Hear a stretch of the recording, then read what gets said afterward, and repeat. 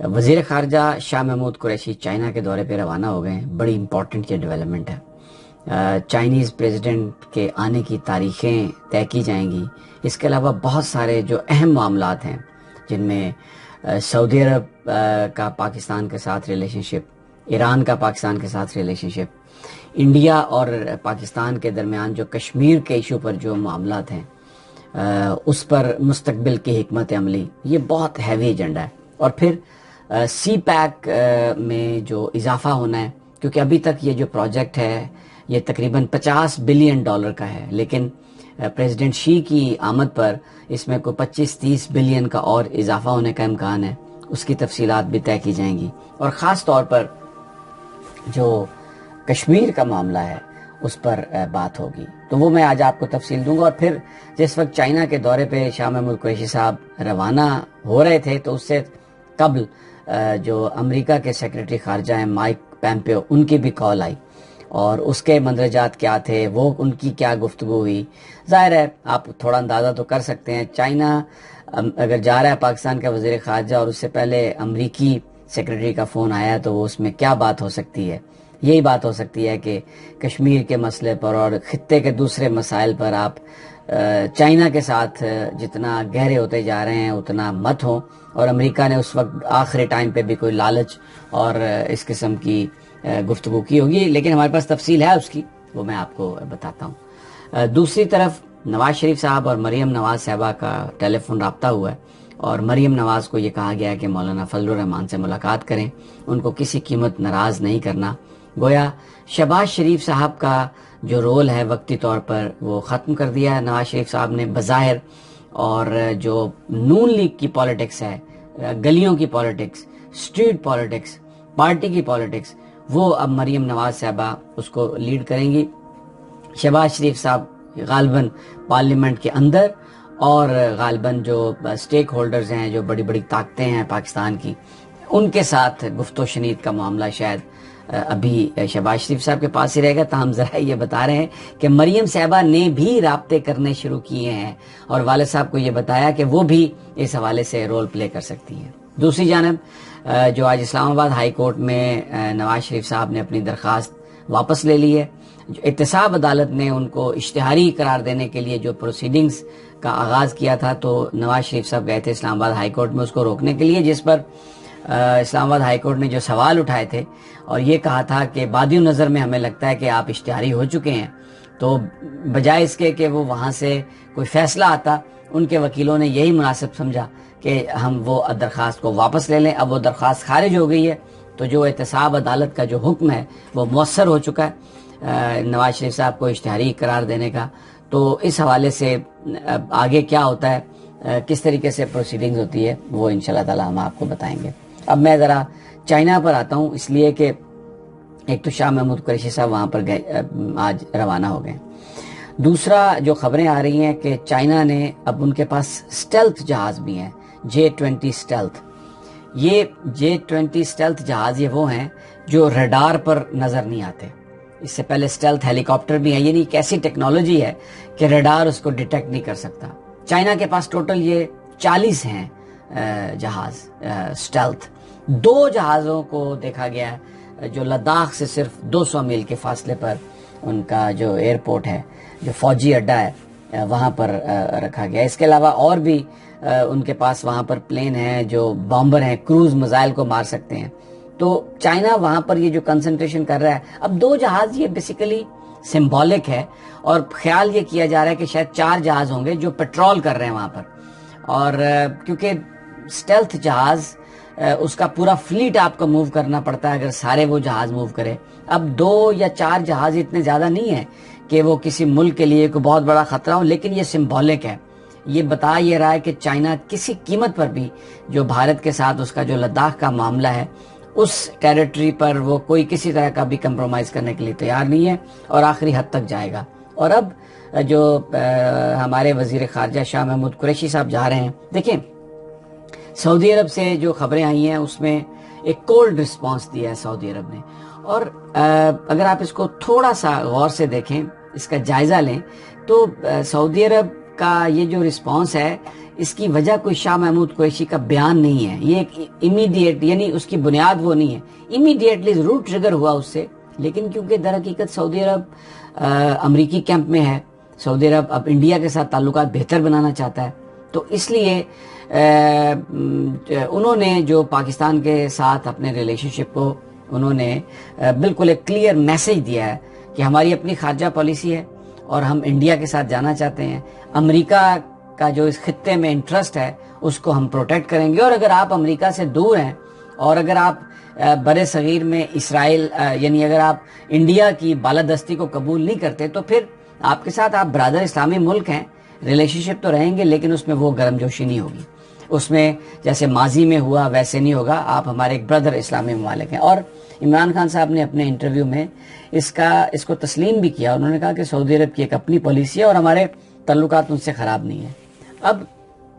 Mic Pompeo نے جو آج فون کیا اس میں انہوں نے افغان پروسیس میں پاکستان کی تعریف بھی کی ہے اور یہ کہا ہے کہ آپ اب مزید مدد کریں، اور وہاں پر جو پاور شیئرنگ ہے اس کے حوالے سے کوئی اس طرح کا ایشو ہونا چاہیے، معاملات کو اس طرح سے حل کرنا چاہیے کہ تمام سٹیک ہولڈرز کو گورنمنٹ میں وہ آ سکیں اور طالبان کو آپ سیم پیج پہ لے کے آئیں، پاکستان اپنا کردار ادا کرے۔ لیکن دوسرا معاملہ کشمیر کا تھا، اس میں وزیر خارجہ نے یہ بات بتائی کہ کشمیر کے اندر جو کچھ ہو رہا ہے خطے میں، اگر آپ مستقل اور پائیدار امن چاہتے ہیں تو یہ کشمیر کے حوالے سے بھارت پر آپ کو دباؤ ڈالنا پڑے گا، اور سعودی عرب کے حوالے سے بھی گفتگو ہوئی، اس خطے میں جو امریکن مفادات ہیں ان کے حوالے سے گفتگو ہوئی۔ مائک پومپیو کا یہ کہنا تھا کہ چائنا کے ساتھ بہت زیادہ جو روابط ہیں وہ پاکستان کے حق میں نہیں ہوں گے، پاکستان آئسولیشن میں چلا جائے گا، اور پاکستان کو چاہیے کہ وہ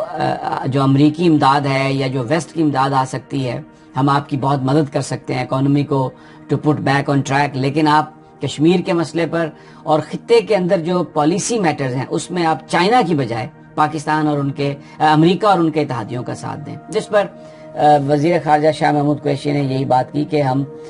پاکستان ایک آزاد ملک ہے اور ہم اس خطے میں امن چاہتے ہیں، ماضی میں تو یعنی جو کچھ بھی ہوتا رہا لیکن اب ہم امن کے پارٹنر ہیں، تو